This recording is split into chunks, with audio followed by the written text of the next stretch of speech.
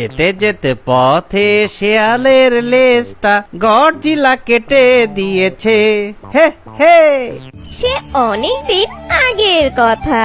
সুন্দরবন জঙ্গলে একটি চালাক শিয়াল ছিল, আর সে জঙ্গলে খাবারের খোঁজে এদিক ওদিক ঘুরতে থাকতো। আর সে জঙ্গলে সব মুরগি আর হাঁসের ডিম চুরি করে খেত।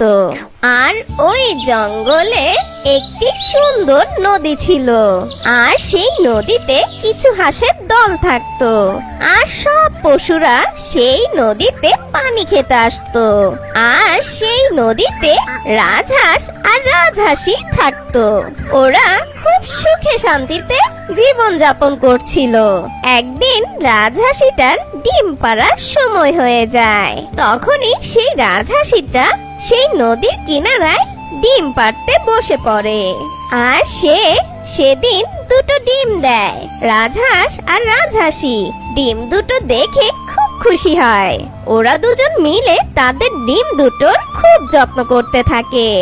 আর সেই চালাক দুষ্ট শিয়ালটা খাবারের খোঁজে ঘুরতে ঘুরতে সেই নদীর কাছে চলে আসে।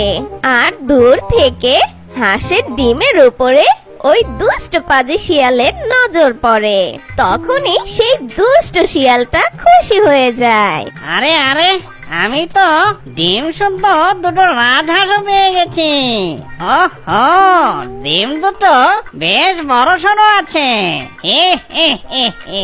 হাট্টিমা ডিম ডিম, আমি খাবো ওই ডিম। এখন আমি কোনটা খাবো? হাঁস খাবো না ডিম খাবো? মেয়ে খাবো না ছেলে খাবো? নাকি সবই খাবো? হে হে হে হে হে। আরে আমি কি বোকা নাকি? হাঁস দুটোকে যদি খেয়ে ফেলি তাহলে তো ওরা ডিম দিবে না, আর আমি আর ডিমও খেতে পারবো না। তার চেয়ে বরং হাঁস দুটোকে বাঁচিয়ে রাখি, আর ওরা প্রতিবার ডিম দিলে আমি ডিমগুলো এসে খেয়ে দেব। এখন আমি ওই দুটো ডিম খাই, পরে আবার ওরা ডিম পারলে আবার ডিম এসে খাবো। হে হে হে। এখন আমি কিছুক্ষণ অপেক্ষা করি, ওরা সরে গেলেই আমি ওই ডিম দুটো সাবার করে দেব। এরপর যখন সন্ধ্যা হয়ে যায়, ওই